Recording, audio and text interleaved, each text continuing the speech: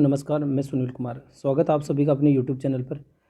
दोस्तों आज अपन बात करेंगे कुल 50 क्वेश्चन जो कि होंगे एक तो विशेषकर एनसीएफ 2005 क्रियात्मक अनुसंधान और मापन मूल्यांकन, और कुछ शिक्षण विधियों के क्वेश्चन भी इसमें सम्मिलित किए गए। तो आज की ये जो टेस्ट सीरीज है वो आपके लिए काफ़ी महत्वपूर्ण रहेगी, तो वीडियो को लास्ट तक देखना ना भूलें और जो भी चैनल पर नए हैं चैनल को जरूर सब्सक्राइब करें। देखिए शुरुआत करते हैं अपन। सबसे पहला क्वेश्चन है, प्रत्येक इकाई के साथ ही मूल्यांकन होना कहलाता है। प्रत्येक इकाई के साथ ही मूल्यांकन होना क्या कहलाता है? आपके सामने ऑप्शन है ए वस्तुनिष्ठ मूल्यांकन, बी सतत मूल्यांकन, सी उपचारात्मक मूल्यांकन और डी है यहाँ पे नैदानिक मूल्यांकन। तो प्रत्येक इकाई के साथ मूल्यांकन की बात की जा रही है तो इसमें राइट आंसर हो जाएगा बी सतत मूल्यांकन। देखिए 50 क्वेश्चन को मेरी कोशिश है से कम समय में इन सभी क्वेश्चन को अपन सोल्व करें। सेकंड क्वेश्चन है नेक्स्ट, परियोजना विधि निम्नलिखित में से किसकी विचारधारा पर आधारित है? परियोजना विधि निम्नलिखित में से किसकी विचारधारा पर आधारित है? ए ऑप्शन है निम्बर्ट, बी जॉन ड्यूवी, सी जॉन डाल्टन और डी है हर्बर्ट स्पेंसर। तो दोस्तों इसका राइट आंसर हो जाएगा जॉन ड्यूवी की विचारधारा के ऊपर आधारित है। नेक्स्ट क्वेश्चन है आपके सामने, क्वेश्चन नंबर 3 देखिए, सीलर व स्पेंसर ने खेल का सिद्धांत दिया है। कौन सा सिद्धांत दिया है इसमें? ए मनोरंजन का सिद्धांत, बी अतिरिक्त शक्ति का सिद्धांत, सी मनोवैज्ञानिक सिद्धांत और डी है उपयुक्त सभी। तो इसका राइट आंसर हो जाएगा बी अतिरिक्त शक्ति का जो सिद्धांत है वह सीलर व स्पेंसर का है। नेक्स्ट क्वेश्चन नंबर 4 आपके सामने, एनसीएफ 2005 में कला शिक्षा को विद्यालय में जोड़ने का उद्देश्य क्या है? आपके सामने ऑप्शन है ए सांस्कृतिक विरासत की प्रशंसा करना, बी छात्रों के व्यक्तित्व और मानसिक स्वास्थ्य को विकसित करना, सी केवल एक और डी है दोनों सही। तो इसका राइट आंसर हो जाएगा जो कला शिक्षा को सम्मिलित करने का उद्देश्य है सांस्कृतिक विरासत और छात्रों के अपन कह सकते हैं व्यक्तित्व और उसके मानसिक स्वास्थ्य को विकसित करना। नेक्स्ट क्वेश्चन की बात करते हैं अपन। नेक्स्ट क्वेश्चन, इनमें से कौन एनसीएफ 2005 के जो मार्गदर्शी सिद्धांत है उनमें सम्मिलित नहीं है? कौन सा मार्गदर्शी सिद्धांत नहीं है? पहला इसमें ए ऑप्शन है ज्ञान को स्कूल के बाहरी जीवन से जोड़ना, आपको पता है ये तो है, ठीक है। फिर है पढ़ाई को रटंत प्रणाली से मुक्त करना, ये भी बिल्कुल है। फिर है अंग्रेजी भाषा में शिक्षा देना, ये नहीं है। आपको पूछा गया कौन सा सिद्धांत में, और डी है यहाँ पे बच्चों को चहुमुखी विकास के अवसर या अपन कह सकते हैं उसके सर्वांगीण विकास के अवसर उपलब्ध कराना। तो ये 3 तो है लेकिन ये इसमें नहीं है। तो क्वेश्चन नंबर 5 का जो राइट आंसर हो जाएगा वो क्या है? अंग्रेजी भाषा में शिक्षा देना, ये उसके मार्गदर्शी सिद्धांतों में सम्मिलित नहीं है। नेक्स्ट क्वेश्चन नंबर 6 देखिए, क्वेश्चन नंबर 6 है, एनसीएफ 2005 के संबंध में, एनसीएफ 2005 के संबंध में निम्नलिखित में से कौन सा कथन सही है? इनमें से आपको सही कथन देखना है। यह भारत की विद्यालय शिक्षा के संबंध में एक संवैधानिक संशोधन। सही कथन देखना, आपको क्या देखना है इसमें, इनमें से कौन सा सही, यानी 3 गलत है और 1 सही है। फिर बी है, यह एनसीएफ 2005 द्वारा तैयार किया गया दस्तावेज है जो भारत की विद्यालय शिक्षा के संबंध में संस्तुतियाँ प्रस्तुत करता है। सी है, यह भारत के गुणात्मक शिक्षा के संबंध में यूनेस्को और भारत द्वारा हस्ताक्षरित दस्तावेज है। और डी है इसमें उपयुक्त में से कोई नहीं। तो ये देखिए पहला ऑप्शन भी इसमें नहीं होगा। फिर यह है यूनेस्को और भारत द्वारा हस्ताक्षरित दस्तावेज, ये भी नहीं है। तो इसका जो राइट आंसर हो जाएगा क्या हो जाएगा? क्वेश्चन नंबर जो 6 है उसका राइट आंसर हो जाएगा बी है, एनसीएफ 2005 द्वारा तैयार किया गया दस्तावेज है जो भारत की विद्यालय शिक्षा के संबंध में संस्तुतियाँ प्रस्तुत करता है। नेक्स्ट क्वेश्चन नंबर 7 है आपके सामने, राष्ट्रीय पाठ्यचर्या रूपरेखा एनसीएफ 2005 की संस्तुतियों के संबंध में कौन सा कथन सत्य नहीं है? इनमें से कौन सा एक कथन सत्य नहीं है? देखिए जो मार्गदर्शी सिद्धांत अपन कह सकते हैं या उसके जो संस्तुतियाँ हैं इसमें कौन सा नहीं है? ए ऑप्शन है विश्वविद्यालयों को राजनीति से मुक्त करना, बी है ज्ञान को बाहरी जीवन से जोड़ना, ये सही है। फिर है राष्ट्र के प्रजातांत्रिक या लोकतांत्रिक मूल्य का सम्मान, ये भी इसमें सुझाव दिया गया है। और परीक्षाओं में लचीलेपन की भी बात की गई है। तो इसका जो ये है इसमें सत्य नहीं है, यानी विश्वविद्यालयों को राजनीति से मुक्त रखना, ये इसके सुझावों में शामिल नहीं है। तो क्वेश्चन नंबर जो 7 है उसका राइट आंसर हो जाएगा ए। नेक्स्ट क्वेश्चन नंबर 8 है, नेक्स्ट क्वेश्चन देखिए, मूल्यांकन से अभिप्राय आपको पूछा गया है। मूल्यांकन से क्या अभिप्राय है? ए, छात्रों की आवश्यकताओं का पता लगाना, बी, छात्रों की बुद्धि का पता लगाना, सी, छात्रों के अधिगम की सफलता व असफलता का अध्ययन करना, और डी है स्वास्थ्य परीक्षण करना। तो इसका राइट आंसर हो जाएगा सी, यानी अपन कह सकते हैं सफलता व असफलता और मूल्यांकन के अंतर्गत उसके संपूर्ण कारण यहाँ पे आ जाते हैं। नेक्स्ट क्वेश्चन नंबर 9 है, पाठ्यचर्या ऐसी हो जो पाठ्य पुस्तक के ज्ञान को पुनः प्रस्तुत करने के स्थान पर बच्चों को अपनी आवाज़ों को पहचान पाना, कार्य करने के लिए अपनी जिज्ञासा का पोषण करना, प्रश्न पूछने और जांच पड़ताल करने तथा अपने अनुभवों को बांटते तथा विद्यालय के ज्ञान के साथ जोड़ने में सक्षम बनाए। इस पृष्ठभूमि में एक शिक्षक की प्राथमिक भूमिका क्या होनी चाहिए? देखिए ऑप्शन आपके सामने, बच्चों के अनुभव को निरस्त कर पाठ्य पुस्तकों पर ध्यान केंद्रित करना। तो देखिए नकारात्मक कथनों को तो आपको विशेषकर ध्यान ही रखना है, तो अनुभवों को तो हमें महत्व देना है। आपको पता हो कि एनसीएफ जो 2005 है उसमें स्पष्ट रूप से बालक के जो अनुभव है उनको महत्व दिया है, यानी अपन कह सकते हैं बच्चे स्वयं अपने अनुभवों के माध्यम से ज्ञान का निर्माण करते हैं, क्योंकि एनसीएफ जो है निर्मितवाद या रचनावाद कंस्ट्रक्टिविजन उसके ऊपर आधारित है।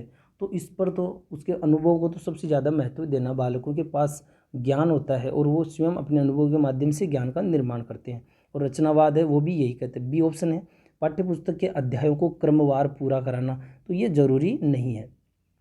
सी है, यह सुनिश्चित करना कि शिक्षिका अच्छे प्रश्न पूछे और शिक्षार्थी अपनी उत्तर पुस्तिका में उत्तर लिखे। और डी है, बच्चों को उनकी अपनी समझ और अपने ज्ञान को साझा करने के पर्याप्त अवसर देना। तो देखिए मैंने अभी बात की थी जो एनसीएफ जो 2005 है, जो इससे पहले जो अपन कह सकते हैं वो व्यवहारवाद पे आधारित थी, लेकिन जो एनसीएफ 2005 है वह पूर्णतः रचनावाद या निर्मितवाद पर आधारित। किस पर?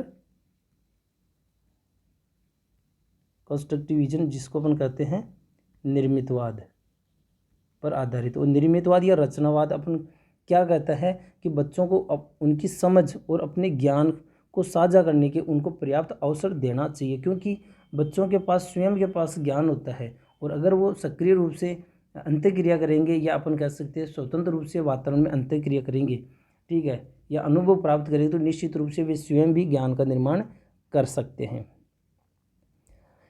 देखिए नेक्स्ट क्वेश्चन है, राष्ट्रीय पाठ्यचर्या की रूपरेखा के अनुसार सत्य नहीं है। राष्ट्रीय एनसीएफ जो 2005 उसके अनुसार कौन सा कथन सत्य नहीं है? सभी बच्चों में सीखने की क्षमता होती है। सभी बच्चों में सीखने की क्षमता होती है। आपको यहाँ पे पूछा क्या जा रहा है, ये क्वेश्चन के ध्यान से पढ़ना है कि इसमें कौन सा कथन सत्य नहीं है। सभी बच्चों में सीखने की क्षमता होती है, ये भी सही है, ठीक है, ये भी कथन सही है। सभी बच्चे स्वभाव से सीखने हेतु प्रेरित रहते हैं, कि बच्चों में सीखने की एक जिज्ञासा रहती है। बच्चे व्यक्तिगत स्तर पर एक ही तरह के होते हैं। और डी है यहाँ पे, स्कूल के भीतर बाहर दोनों जगह सीखने की प्रक्रिया चलती रहती है। तो सीखना आप सबको पता है कि औपचारिक और अनौपचारिक दोनों तरह से होता है, लेकिन यहाँ पे आपको पूछा कि कौन सा सत्य नहीं है, तो यहाँ पे ये कथन जो है वो सत्य नहीं है। क्या है कि बच्चे व्यक्तिगत स्तर पर एक ही तरह के होते हैं, ये कथन यहाँ पे बिल्कुल गलत है। बच्चों में व्यक्तिगत विभिन्नता पाई जाती है, सभी बालक उसमें कुछ समानता हो सकती है, लेकिन सभी स्तरों पर एक ही तरह के नहीं होते हैं, उनमें कुछ न कुछ व्यक्तिगत विभिन्नता अवश्य देखने को मिलती है। नेक्स्ट क्वेश्चन नंबर देखिए, नेक्स्ट जो क्वेश्चन है क्वेश्चन नंबर 11, एनसीएफ 2005 के अनुसार भाषाई अल्पसंख्यक वाले वर्गों के बच्चों को शिक्षा किस भाषा में दी जानी चाहिए? तो आपके सामने ऑप्शन है, ए उनकी मातृभाषा में, बी अंग्रेजी में, सी हिंदी में, और डी है उपरोक्त सभी भाषा में। तो आपको पता है बुनियादी जो साक्षरता है या एनसीएफ की बात करें वो बालकों को मातृभाषा के माध्यम से शिक्षा देने के पक्ष में है।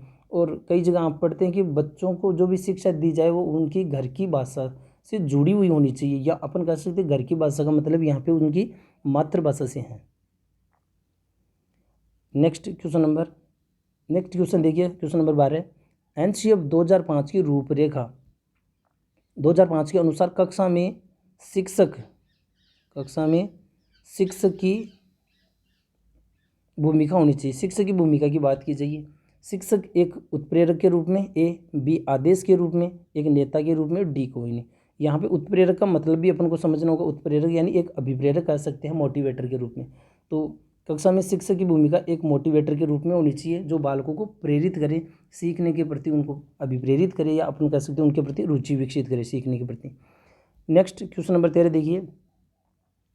एनसीएफ 2005 के अनुसार बाल केंद्रित शिक्षा शास्त्र में शिक्षा को किस प्रकार नियोजित करने की आवश्यकता है? शिक्षा को किस रूप में नियोजित करने की आवश्यकता है? ए ऑप्शन है आपके सामने अभिरुचि के अनुरूप, बी आर्थिक स्तर के अनुरूप, सी सामाजिक स्तर के अनुरूप, और डी है शारीरिक स्तर के अनुरूप। तो ध्यान दीजिए यहाँ पे किस प्रकार नियोजित करने की आवश्यकता की गई यहाँ पे। तो देखिए, हम बालकों की जो पृष्ठभूमि आर्थिक है, सामाजिक और शारीरिक, उस पृष्ठभूमि के बजाय हमें किसको महत्व देना है? उनकी अभिरुचि। अभिरुचि जिसको अपन कह सकते हैं एप्टीट्यूड। एप्टीट्यूड अपन कह सकते हैं कि बालकों की उनकी जो रुचि है, उनकी जो अभिक्षमताएं हैं, उनकी योग्यताएं हैं को ध्यान में रखते हुए वह अभियोग्यताओं, इसको ध्यान में रखना जरूरी है। अगर बालकों की रुचि, उनकी आवश्यकता, उनकी अभिक्षमताओं या अभियोग्यताओं को ध्यान में रखकर उनको उस आधार पर हम नियोजन करेंगे, प्लानिंग करेंगे, तो निश्चित रूप से हमने जो उद्देश्य बनाए उन उद्देश्यों तक हम पहुंचने में सक्षम होंगे। नेक्स्ट क्वेश्चन नंबर 14 देखिए।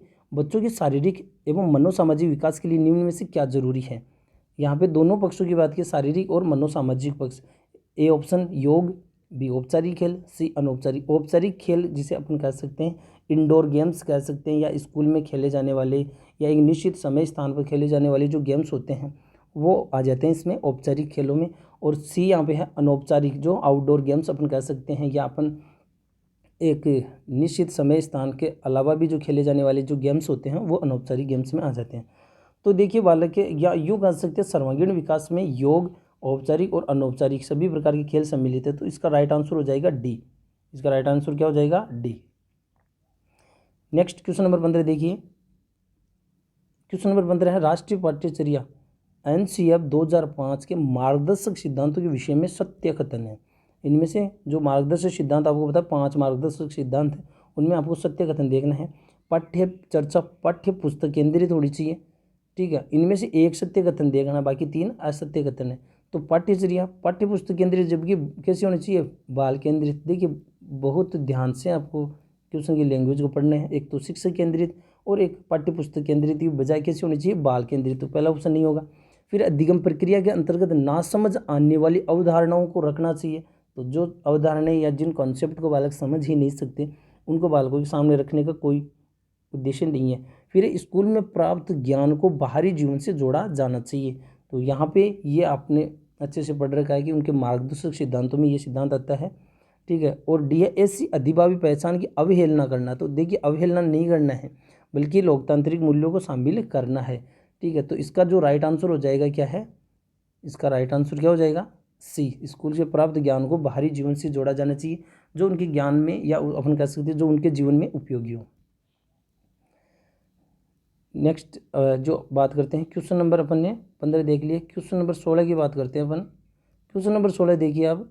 एनसीएफ 2000 के अनुसार सीखना है, आपके सामने ऑप्शन है ज्ञान निर्माण की प्रक्रिया, बिल्कुल सही है। सीखना क्या है? ज्ञान निर्माण की प्रक्रिया। ज्ञान अवरुद्ध करने की प्रक्रिया, नहीं। सीखना व्यक्ति विकास को प्रभावित करता है। सीखना एक क्या है? ज्ञान के निर्माण की प्रक्रिया है। फिर सीखना व्यक्ति विकास को प्रभावित करता है, लेकिन एनसीएफ 2005 के अनुसार की गई है यहाँ पे बात। और फिर इसमें तो आपको इसमें देखना है सीखना क्या है? ज्ञान के निर्माण की एक प्रक्रिया। एनसीएफ जो आपको बार बार ये चीज़ ध्यान रखना चाहिए कि जो रचनावाद या अपना कह सकते हैं निर्मितवाद, वो क्या बात कहता है कि एनसीएफ सीखना क्या? एक ज्ञान के निर्माण की एक प्रक्रिया है, न कि आपको यहाँ प्रभावित से संबंधित कुछ पूछा गया। नेक्स्ट क्वेश्चन नंबर 17 देखिए। राष्ट्रीय पाठ्यचर्या की रूपरेखा एनसीएफ 2005 का उद्धरण है। यहाँ पे उद्धरण नहीं है, सॉरी, यहाँ पे उद्धरण है। उद्धरण किससे शुरू हुआ? ए गीतांजलि, बी सभ्यता और प्रगति, सी विज्ञान एवं तकनीक, डी गोदान। तो रविंद्रनाथ टैगोर का जो उद्धरण है सभ्यता एवं प्रगति, उससे इसका प्रारंभ हुआ है। नेक्स्ट क्वेश्चन नंबर 18 देखिए। क्वेश्चन नंबर 18 अनुच्छेद 2005 की रूपरेखा के दिशा निर्देश के अंतर्गत आता है। उसके दिशा निर्देशों के अंतर्गत फिर से आपको क्वेश्चन पूछा गया। ज्ञान को स्कूल के बाहरी जीवन से जोड़ना बिल्कुल सही है। पढ़ाई रटंत्र प्रणाली से मुक्त, ये भी उसके दिशा निर्देशों में है। परीक्षा को अपेक्षाकृत सरल बनाना या लचीलापूर्ण बनाना, तो इसका राइट आंसर क्या हो जाएगा? डी, उपरोक्त सभी। नेक्स्ट क्वेश्चन नंबर 19 देखिए। अब जो क्वेश्चन है वो है क्रियात्मक अनुसंधान से संबंधित, काफ़ी महत्वपूर्ण क्वेश्चन है। क्रियात्मक अनुसंधान के कॉन्सेप्ट को जब तक हम नहीं समझेंगे निश्चित रूप से उनके क्वेश्चनों में हमें दिक्कतों का सामना करना पड़ेगा। तो पहला क्वेश्चन है क्रियात्मक अनुसंधान से संबंधित, क्रियात्मक अनुसंधान का मूल उद्देश्य है समस्या का समाधान, बी नवीन शोध करना, सी उपाधि प्राप्त करना, तो ये तो हो ही नहीं सकता। फिर पुरस्कार ये। अब आपके सामने ऑप्शन 2 है, नवीन शोध करना या समस्या का समाधान करना। तो देखिए क्रियात्मक अनुसंधान में जो आपकी समस्याएं होती है वो कोई नई समस्या नहीं होती एकदम से, वो आपके विद्यालय से जुड़ी हुई ही समस्याएं होती हैं। तो इसका उद्देश्य की बात आपको पूछी जा रही है, तो इसका उद्देश्य यह है कि विद्यालय स्तर की समस्याओं का समाधान करना।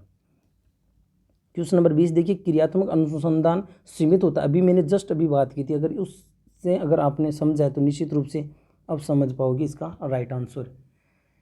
विद्यार्थी तक, बी विद्यालय तक, सी मोहल्ले तक और डी समाज तक। तो क्रियात्मक अनुसंधान का जो दायरा है वो विद्यालय तक सीमित है, इसका राइट आंसर हो जाएगा बी। नेक्स्ट क्वेश्चन नंबर 21 देखिए। निम्न में से कौन सा शोध चरण शोध को क्रियात्मक अनुसंधान बनाता है? इनमें से देखना है कि कौन सा चरण है जो इस शोध को क्रियात्मक अनुसंधान बनाता है। देखिए क्रियात्मक अनुसंधान की जो प्रकृति तो वैज्ञानिक होती है, तो आपके सामने वैज्ञानिक प्रकृति होती है, क्यों होती है? तो आपके सामने ऑप्शन ए है उपकल्पनाओं का निर्माण। उपकल्पनाओं को कहते हैं अपन हाइपोथेसिस, ठीक है। उपकल्पनाओं को अपन क्या कह सकते हैं? परिकल्पना भी कह सकते हैं, ठीक है। इसको क्या कह सकते हैं अपन? परिकल्पना भी कह सकते हैं।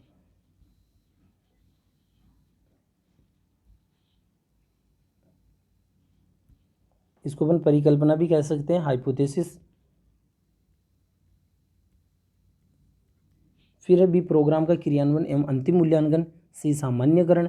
तो सामान्यकरण तो बिल्कुल नहीं होता इसमें। डी है शोध कल्पना पर अपरिवर्तित कटोरण, तो ये भी नहीं है, नेगेटिव। अब आपके सामने है बी और ए, 2 ऑप्शन है, तो इसका जो राइट आंसर हो जाएगा उपकल्पनाओं का निर्माण। देखिए यहाँ पे थोड़ा सा समझना है कि ये जो शोध है उसको क्रियात्मक अनुसंधान कौन सा चरण बनाता है, तो इसके कई चरण है, उनमें से एक चरण आता है उपकल्पनाओं का निर्माण, जिसे अपन कह सकते हैं किसी भी समस्या के जो संभावित समाधान होते हैं उनको अपन परिकल्पना या अपन कह सकते हैं हाइपोथेसिस। जब तक हम किसी भी समस्या के समाधान करने की कोशिश करें तो उससे पहले हम कुछ संभावित समाधान बनाते हैं कि इस समस्या के क्या क्या संभावित समाधान हो सकते हैं।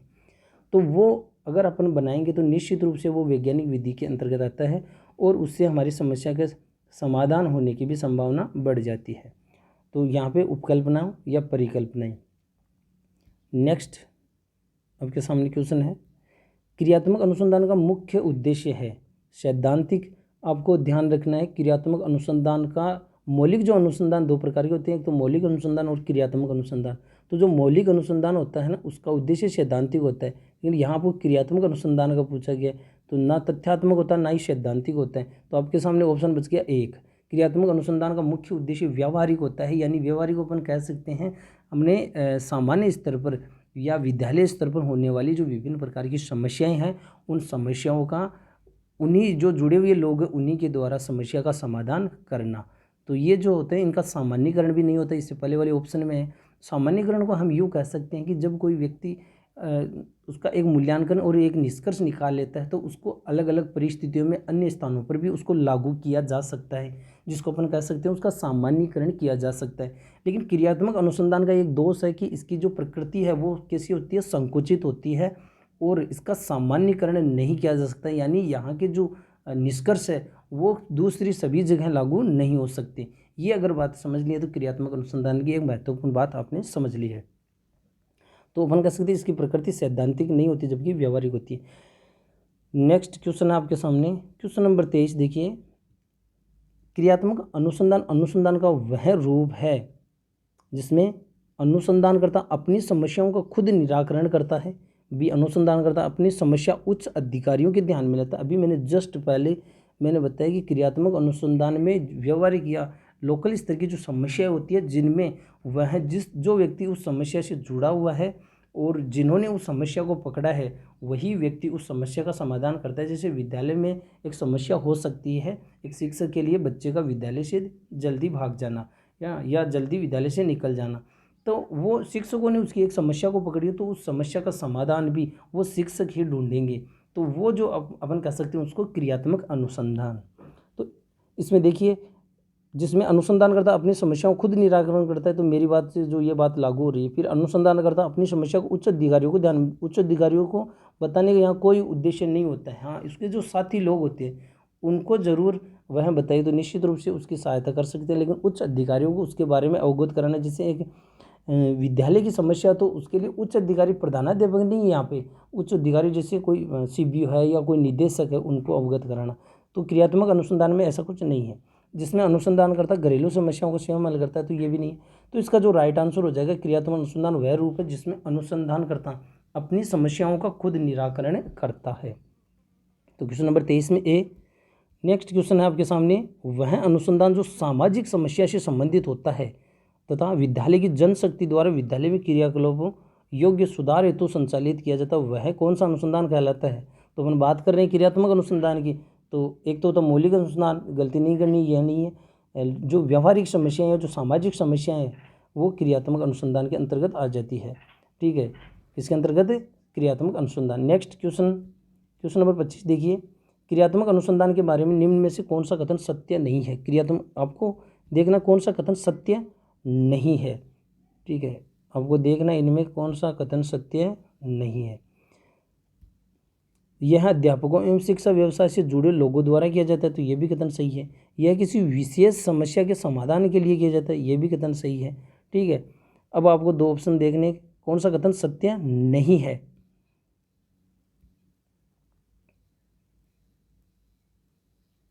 सी है आपके सामने, व्यापक स्तर पर प्रयोग में लेने के लिए सूचना संकलन का कार्य किया जाता है। और फिर है विद्यालय स्तर पर रोजमर्रा की समस्याओं के समाधान के लिए क्रियात्मक अनुसंधान, तो ये भी सही है। तो गलत कौन सा हो गया, ये आपको पूछा गया इनमें से कौन सा कथन नहीं है। तो देखिए, अभी मैंने जस्ट पहले इससे पहले एक ही बात बताई, उसमें आपके 3-4 क्वेश्चन लगभग सही हो रहे। तो यहाँ पे देखिए, पहला शब्द आपको क्या दे रखा, व्यापक स्तर, जबकि क्रियात्मक अनुसंधान जो होता है उसका स्तर होता है संकुचित स्तर। चलिए नेक्स्ट क्वेश्चन की बात करते हैं। क्वेश्चन नंबर 26 है, जब किसी नवीन प्रश्न को हल करना हो तो सबसे उपयुक्त विधि कौन सी होगी। आपके सामने ऑप्शन है निगमन विधि, बी आगमन विधि, सी संश्लेषण विधि और डी है विश्लेषण। तो नवीन प्रश्न को हल करना हो तो वहाँ पे आगमन विधि जो है वो सबसे उपयुक्त रहती है। नेक्स्ट क्वेश्चन आपके सामने 27, व्यवहारिक जीवन के लिए अधिक उपयोगी है, बीज गणित, बी रेखा गणित, सी अंक गणित और डी इनमें से कोई नहीं, या इनमें से कोई नहीं। तो इसका हो जाएगा व्यवहारिक जीवन में आप सबको पता है अंक गणित काम आती है। फिर क्वेश्चन नंबर 28 देखिए, करिकुलम जो शब्द है उसका क्या अर्थ है। आपके सामने ऑप्शन है एक खिलाड़ी, बी दौड़ का मैदान, सी पाठशाला और डी है शिक्षण। तो इसका जो राइट आंसर हो जाएगा दौड़ का मैदान। क्वेश्चन नंबर 29 है, ज्ञानात्मक पक्ष का अंतिम स्तर क्या है। आपको पता है ब्लूम की जो टेक्सोनोमी है उसमें जो ज्ञानात्मक स्तर का जो वर्गीकरण किया था उन्होंने सबसे पहले 1956 में, उसमें अंतिम स्तर की बात की गई जो सबसे उच्च स्तर पर है। तो सबसे आपको पता है उन्होंने जो 6 उद्देश्यों की बात की थी, ज्ञान, अवबोध, अनुप्रयोग, विश्लेषण, संश्लेषण एवं मूल्यांकन। तो जो अंतिम है वह कौन सा है, अंतिम जो है वह ए ऑप्शन हो जाएगा मूल्यांकन है। फिर क्वेश्चन नंबर 30 देखिए, सतत एवं व्यापक मूल्यांकन का उद्देश्य क्या है। यानी जो सतत कंटिन्यूअस एंड कॉम्प्रिहेंसिव इवेल्यूशन जो किया जाता है उसका प्रमुख उद्देश्य क्या है। मात्रात्मक, बी है निदानात्मक, सी गुणात्मक और डी उपरोक्त सभी। तो सतत एवं व्यापक मूल्यांकन हो रहा है तो उसमें शैक्षिक एवं सहशैक्षिक, तो जो शैक्षिक जो गतिविधियाँ आ जाती हैं उनको तो हम परिमाणात्मक ले लेते हैं, ठीक है, और सहशैक्षिक है वो उसमें गुणात्मक में आ जाती है। तो उसमें इसका उद्देश्य ये भी है कि उसकी समस्याओं के कारणों को ढूंढना। तो इसका जो राइट आंसर हो जाएगा वो है क्वेश्चन नंबर 30 में डी। क्वेश्चन नंबर 31 देखिए आप, सतत एवं व्यापक मूल्यांकन में व्यापक मूल्यांकन शब्दावली से तात्पर्य है। व्यापक मूल्यांकन शब्दावली का मतलब क्या है। यहाँ पे भी मैंने बात की थी शैक्षिक एवं सहशैक्षिक क्षेत्र का मूल्यांकन, बी शैक्षिक क्षेत्र का मूल्यांकन, सी सहशैक्षिक क्षेत्र का मूल्यांकन, डी है सभी विषयों का मूल्यांकन।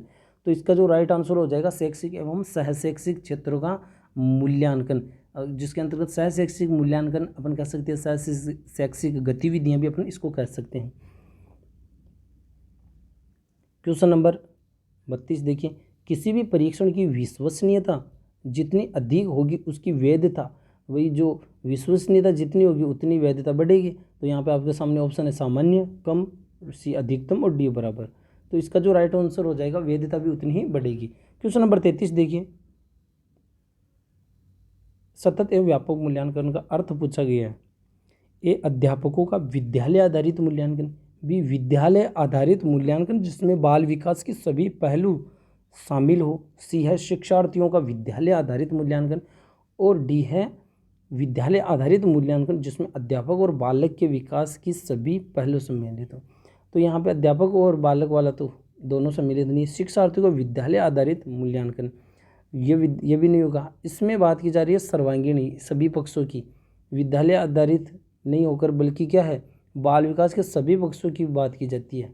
व्यापक के अंतर्गत आ जाते हैं सभी पक्ष, जिसमें अभी मैंने कहा था कौन कौन से हैं, संज्ञानात्मक, भावात्मक और मनोक्रियात्मक। इन तीनों पक्षों को सम्मिलित करना है, और ये चीज़ें सम्मिलित होगी किसके अंतर्गत है, जो अभी मैंने बात बताई सहशैक्षिक गतिविधियों के अंतर्गत। तो सहशैक्षिक गतिविधियाँ किसके अंतर्गत आती है, व्यापक के अंतर्गत। नेक्स्ट क्वेश्चन है आपके सामने, क्वेश्चन नंबर 34 देखिए, मूल्यांकन के उपकरण क्या क्या हो सकते हैं। आप किसी भी व्यक्ति बालक का मूल्यांकन कर रहे हैं तो आपका आधार क्या क्या हो सकते हैं, मौखिक प्रश्न, बी साक्षात्कार, सी प्रयोगात्मक परीक्षा और डी उपरोक्त भी। तो मूल्यांकन अपन मोटे तौर पे दो तरीके से करते हैं, एक तो परिमाणात्मक और एक हो गया गुणात्मक। तो जो मौखिक परीक्षा प्रश्न हैं वो परिमाणात्मक के अंतर्गत आते हैं, पर ये भी परिमाणात्मक, जबकि साक्षात्कार गुणात्मक के अंतर्गत आते हैं। तो तीनों जो है मात्रात्मक एवं गुणात्मक के अंतर्गत आ रहे हैं। तो इसका जो राइट आंसर हो जाएगा क्वेश्चन नंबर 34 में डी। क्वेश्चन नंबर 35, मूल्यांकन का उद्देश्य है, मूल्यांकन का आपको उद्देश्य बताना है। देखिए 50 क्वेश्चन कोशिश है अपनी लगभग 35 मिनट में उन सभी 50 क्वेश्चन को अपन सोल्व कर ले। देखिए मूल्यांकन का उद्देश्य क्या है, पाठ्यक्रम में आवश्यक संशोधन करना, परीक्षा प्रणाली में सुधार करना। देखिए मूल्यांकन में ये भी चीज़ जरूरी है कि पाठ्यक्रम में मान लीजिए कोई कमी रह गई तो हम जब मूल्यांकन करते रहेंगे तो वैसी स्थिति में हमें ध्यान रखना होगा कि वास्तव में पाठ्यक्रम में भी सुधार की आवश्यकता है। बी है परीक्षा प्रणाली में भी अपन को लगे तो हम सुधार कर सकते हैं, विद्यार्थी उत्तम ढंग से पढ़ाना। तो इसका जो तीनों ही ऑप्शन हो रहे तो इसका जो राइट आंसर हो जाएगा क्वेश्चन नंबर 35 में डी। क्वेश्चन नंबर 36 देखिए, ब्लूप्रिंट क्या है। क्वेश्चन नंबर 36 देखिए, ब्लूप्रिंट के बारे में की बात की गई तो ए प्रश्न पत्र की आधारशिला, शिक्षण की आधारशिला, सी है विद्यालय की आधारशिला और डी उपरोक्त में से कोई नहीं। तो देखिए आप सबको पता है कि ब्लूप्रिंट जो प्रश्न पत्र की आधारशिला क्वेश्चन नंबर 37 है, बच्चे के व्यक्तित्व के सौहार्दपूर्ण विकास के लिए माता पिता को चाहिए अधिक सुरक्षा प्रदान करना, बिल्कुल ओवर प्रोटेक्शन जो अपन कह सकते हैं अति संरक्षण, वो उसके बालक के व्यक्तित्व विकास में अपन कह सकते हैं दुविधा उत्पन्न करता है या बाधक है। बच्चे की अन्य बच्चों के साथ नियमित रूप से तुलना करना, तो ये भी नेगेटिव वर्ड है कि सभी बच्चे जो व्यक्तिगत होते हैं, अद्वितीय होते हैं, यूनिक होते हैं, एक बच्चे की दूसरे व्यक्ति से तुलना नहीं करनी चाहिए क्योंकि सभी में कुछ न कुछ गुण अवश्य हैं। घर में अनुकूल वातावरण प्रदान करना, तो ये कथन यहाँ पे सही हो रहा है। और फिर योग्य अध्यापकों के साथ व्यस्त रखना, तो यहाँ पे ये भी नहीं। इनमें सबसे बेटर जो ऑप्शन है घर के अनुकूल वातावरण, घर में अनुकूल वातावरण प्रदान करना। अनुकूल वातावरण का मतलब है जहाँ बालक का शैक्षिक अपन कह सकते हैं या उसके जो सभी पक्षों का विकास हो सके, चाहे वो संज्ञानात्मक, भावात्मक और मनोक्रियात्मक आ जाते हैं जैसे खेलकूद गतिविधियाँ आदि। क्वेश्चन नंबर 38 है, निम्नलिखित में से कौन सा सीखने को प्रभावित करने वाला कारक शिक्षण से संबंधित है। देखिए यहाँ प्रश्न की लैंग्वेज को समझते हैं, निश्चित रूप से आपके लिए क्वेश्चन को सॉल्व करना आसान होगा। मैं फिर कह रहा हूँ कि क्वेश्चन को जब तक नहीं समझे ऑप्शन को देखने का कोई मतलब नहीं है। तो यहाँ पे शिक्षण से संबंधित बात की गई है, शिक्षण मतलब टीचिंग, तो टीचिंग मतलब टीचर से संबंधित। बैठने की उचित व्यवस्था नहीं, शिक्षण अधिगम संसाधनों की उपलब्धता ये भी नहीं। अब विषय वस्तु के अंतर्गत आ गई, पाठ्यक्रम की प्रकृति ये भी विषय वस्तु के अंतर्गत आ गई। तो विषय सामग्री की महारत हासिल करना, ठीक है, महारत हासिल यानी एक टीचर जो अपने विषय का ज्ञाता है या अपने विषय पर उसकी पकड़ है, तो ये चीज़ उसके शिक्षण कारक से संबंधित है। देखिए प्रश्न अपन को लगता है ऑप्शन में कि हाँ ये तो नहीं हो सकता, लेकिन अगर लैंग्वेज को समझते हैं तो निश्चित रूप से हमारा क्वेश्चन सही होगा। क्वेश्चन नंबर 39 है मानव व्यक्तित्व परिणाम है, किसका परिणाम है? आप सबको पता है, इसमें ज़्यादा कुछ सोचने की बात नहीं, आनुवंशिकता और पर्यावरण के बीच की अंतःक्रिया का परिणाम है। क्वेश्चन नंबर 40 है पढ़ाई में पिछड़े हुए बालकों के प्रति आपका दृष्टिकोण कैसा होगा? ए कठोर, बी सहानुभूतिपूर्ण, सी उदार और डी स्नेहपूर्ण। तो पिछड़े बालकों के प्रति आपका व्यवहार होना चाहिए सहानुभूतिपूर्ण, कठोर नहीं होना चाहिए, ज़्यादा उदार भी नहीं होना है। ठीक है, अपन कह सकते हैं दोनों जो ऑप्शन है यहाँ स्नेहपूर्ण या सहानुभूति, वो दोनों ही लगभग सही हो रहे हैं इसमें डी बी। तो इसका जो ज़्यादा है सहानुभूतिपूर्ण मानेंगे अपन। क्वेश्चन नंबर 41 जो है नेक्स्ट, मूल्यांकन प्रक्रिया के मुख्य पद हैं। ठीक है, आगे काफ़ी महत्वपूर्ण क्वेश्चन हो रहे, 2-3 क्वेश्चन। मूल्यांकन प्रक्रिया के मुख्य पद क्या है? शैक्षिक उद्देश्य है, सीखने के अनुभव। आप मूल्यांकन की प्रक्रिया में किन किन पदों को सम्मिलित करते हैं? शैक्षिक उद्देश्य भी आएंगे, सीखने के अनुभव भी आएंगे, व्यवहार में होने वाले परिवर्तन भी आएंगे। तो इसका जो राइट आंसर हो जाएगा क्या हो जाएगा? डी, उपरोक्त सभी। क्वेश्चन नंबर 42 देखिए, निम्नलिखित में से कौन सा अनौपचारिक शिक्षा का स्रोत नहीं है? अनौपचारिक शिक्षा का स्रोत नहीं है, यानी आप में से ऐसा औपचारिक ऑप्शन देखना है। ठीक, अभिभावक द्वारा दी गई जो शिक्षा है वो अनौपचारिक के अंतर्गत आता है, जबकि यहाँ पे अनौपचारिक शिक्षा का स्रोत नहीं है, यानी ये किसकी बात कर रहा है? ये बात कर रहा है औपचारिक की। कक्षा शिक्षण के माध्यम से दी, तो कक्षा में जो शिक्षा दी जाती है वो औपचारिक हो गई, मित्र के द्वारा वो भी अनौपचारिक, पड़ोसियों द्वारा वो भी अनौपचारिक। तो इसका जो राइट आंसर हो जाएगा क्या? क्वेश्चन नंबर 42 में बी। नेक्स्ट क्वेश्चन है समानता के लिए शिक्षा की संकल्पना पर बल दिया किसने दिया? काफ़ी महत्वपूर्ण क्वेश्चन। ए राधाकृष्ण आयोग, बी मुदालियर आयोग, सी कोठारी आयोग और डी है राष्ट्रीय शिक्षा नीति 1968। तो देखिए समानता के लिए शिक्षा की जो संकल्पना है वो राष्ट्रीय शिक्षा नीति जो 1968 है उसकी है।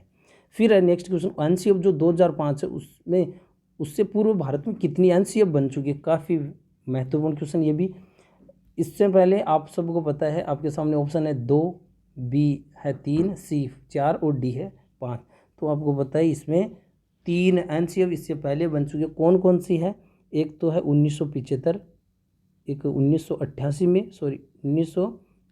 में, और फिर तीसरी जो एनसीएफ बनी है वो 2000 में। तो इससे पहले यानी कि कुल चौथी एनसीएफ जो 2005 से, इससे पहले 1975, 1988 और 2000 में 3 एनसीएफ बन चुकी है। तो चैनल को ज़रूर आप सब्सक्राइब करें ताकि आने वाले हर इंपॉर्टेंट वीडियो आपको मिल सके। और अभी एग्ज़ाम तक हर एक टेस्ट सीरीज में करवाऊंगा। देखिए निम्न में से असंगत को छांटिए। डाल्टन विधि आपके सामने ऑप्शन है, पार्कस सही है, किंडरगार्टन विधि ये भी प्रोबेल की है। अब आपको देखना कौन सा कथन इसमें गलत है। देखिए ब्रेन स्टॉर्मिंग विधि और डी है विनेटिका विधि। तो आपको ये भी बताया विनेटिका विधि वो कार्ल्टन वास बन गई है। तो इसमें असत्य कथन देखना था आपको, तो इसमें क्या हो जाएगा? सी। क्वेश्चन नंबर 45 में क्या हो जाएगा? सी। नेक्स्ट क्वेश्चन नंबर 46 देखिए, निम्न में से कौन सी परीक्षण मूल्यांकन की गुणात्मक विधि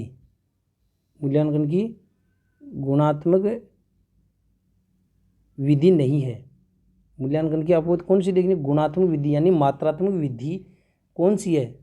गुणात्मक विधियाँ 3 मिलेगी, इनमें एक आपको मात्रात्मक विधि देखनी है। तो देखिए यहाँ पे अवलोकन जो है वो गुणात्मक में है, अभिवृत्ति भी गुणात्मक में है और जांच सूची भी गुणात्मक में है। प्रायोगिक देखिए एक तो लिखित, एक मौखिक और एक प्रायोगिक, ये तीनों किस में आती है? मात्रात्मक के अंतर्गत आती है। तो यहाँ पे देखिए प्रायोगिक का ऑप्शन दे रखा है, तो आप समझ जाओगे कि ये गुणात्मक विधि के अंतर्गत नहीं है। आपको निश्चित रूप से इन 50 क्वेश्चन से काफ़ी कॉन्सेप्ट क्लियर हुए हैं मोटे तौर पे, चाहे क्रियात्मक अनुसंधान हो चाहे एनसीएफ हो, ये आपका निश्चित रूप से क्लियर हुआ है। तो अपने दोस्तों तक जरूर शेयर करें। फिर है क्वेश्चन नंबर 47 आपके सामने, action research to improve school practice, इस पुस्तक के लेखक है जो एक्शन रिसर्च, इस एक्शन जो रिसर्च है इसका मतलब होता है क्रियात्मक अनुसंधान, और क्रियात्मक अनुसंधान को शिक्षा में लागू करने का जो श्रेय है वो किसको जाता है? स्टीफन एम कोरे को जाता है। क्वेश्चन नंबर 48 देखिए, क्रियात्मक अनुसंधान का ही आपके सामने क्वेश्चन आया फिर से। क्रियात्मक अनुसंधान के बारे में निम्न में से कौन सा कथन सही नहीं है? इतना मैंने बता दिया। तो अब देखते हैं आप गलत कथन को छांट सकते हैं या नहीं। ठीक है, इनमें प्रयोगशाला की आवश्यकता नहीं होती है। बी है यह ज्ञान के क्षेत्र में नवीन योगदान नहीं देता। ठीक है, फिर है क्रियात्मक अनुसंधान में प्रयोग होने वाली विधियां व उपकरण स्थायी रूप से पूर्व निर्धारित होते हैं। और डी इसमें समस्याओं का व्यवहारिक समाधान होता है।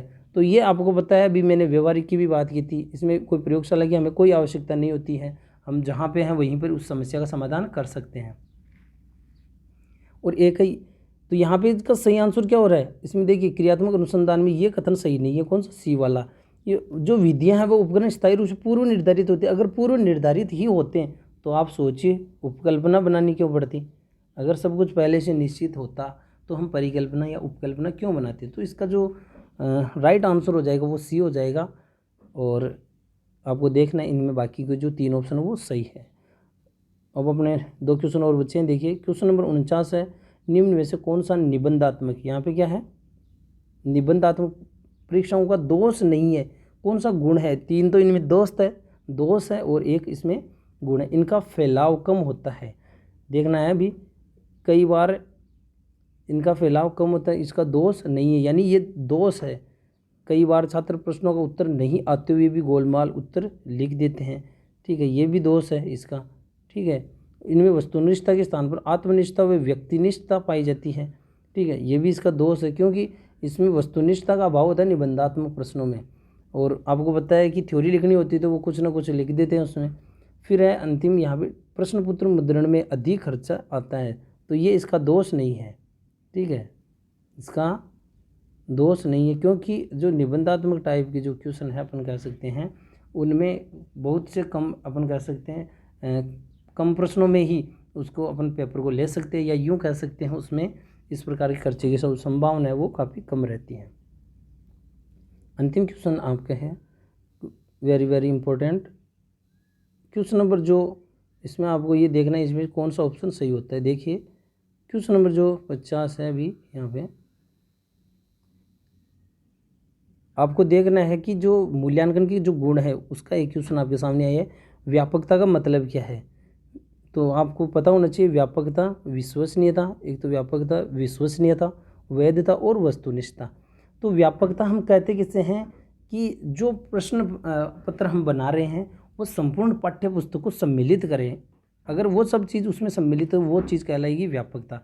तो ये पहले में ऑप्शन क्या लागू हो रहा है, व्यापकता, प्रश्न पत्र पूर्ण संपूर्ण पाठ्य का प्रतिनिधित्व करने वाला, तो एम में क्या हो जाएगा 3।